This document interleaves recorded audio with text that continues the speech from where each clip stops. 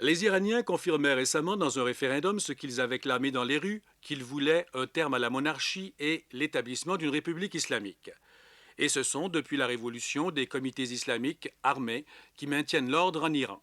L'armée, la gendarmerie et la police sont en restructuration et plusieurs de leurs chefs ont été arrêtés et passés par les armes. Les comités sont sous la direction de mollahs, les prêtres de la religion islamique chiite, qui ne sont pas chargés de trancher, mais d'arbitrer.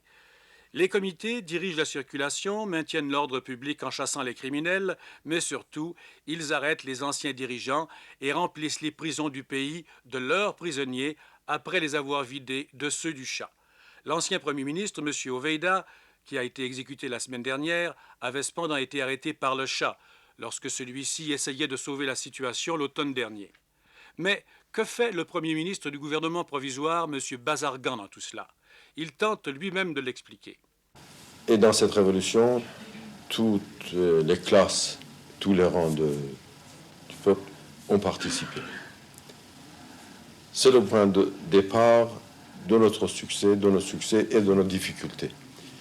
Nous sommes réussis dans la première phase de la révolution, c'est-à-dire la phase que j'ai appelée la phase négative de révolution, la phase de destruction, de démolition, d'attaque, de haine, de tumulte, tout ça.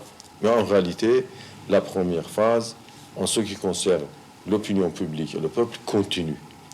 C'est-à-dire les comités bénévoles plus ou moins armés, les organisations, soit parmi le mollah, les clergés, ou parmi les politiciens, enfin les gens, les intellectuels à tendance gauche ou nationaliste, tous ces organes, ça continue d'exister et revendiquent leur droit d'avoir participé à la révolution. Ce qui fait qu'actuellement, nous avons trois bases ou trois centres de pouvoir exécutif. Il y a d'abord le gouvernement, qui est un gouvernement légal et qui, théoriquement, est responsable de tout ce qui se passe et doit avoir le pouvoir de tout ce qui se passe. Mais à côté de ce, et d'ailleurs, le gouvernement légal est sous le contrôle du Conseil de révolution. Le Conseil de révolution remplace actuellement notre chambre de députés. Et en quelque sorte, ce conseil et la personne d'Ayatollah Khomeini remplacent et jouissent des droits ou des pouvoirs que le Shah s'était donné. Quel genre d'homme est donc enfin cet ayatollah Khomeini, se demande-t-on encore, même en Iran? Permet-il ce durcissement pour ne pas perdre le contrôle d'une population en partie fanatisée par les miracles qu'elle attendait de lui, en partie de nouveau prête, comme les marxistes-léninistes, à reprendre les armes, en partie déçue et démoralisée, comme les progressistes et les intellectuels qui avaient pourtant appuyé la révolution? Il y a de l'espoir du côté de certains autres religieux plus modérés, comme l'ayatollah Shariat Madari, le rival de Khomeini, chez d'autres religieux capables, eux, de donner au Coran cette lecture progressiste qui rendrait, disent-ils, acceptable à tous la République islamique. Les optimistes constatent également que, malgré un nombre considérable de chômeurs, la grande roue de l'économie iranienne, l'exportation du pétrole, marche bien, que les femmes semblent avoir gagné la bataille du Tchador, que les étrangers ne sont plus inquiétés, comme l'indique un couple de professeurs au lycée français de Téhéran, M. et Mme Fernand Charrier.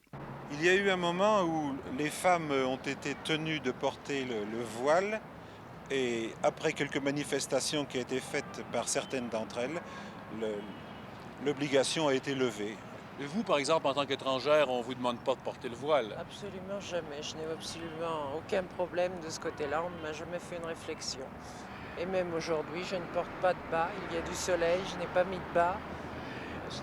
Est-ce que, comme ça, votre séjour en Iran se déroule bien? Tout à fait normalement.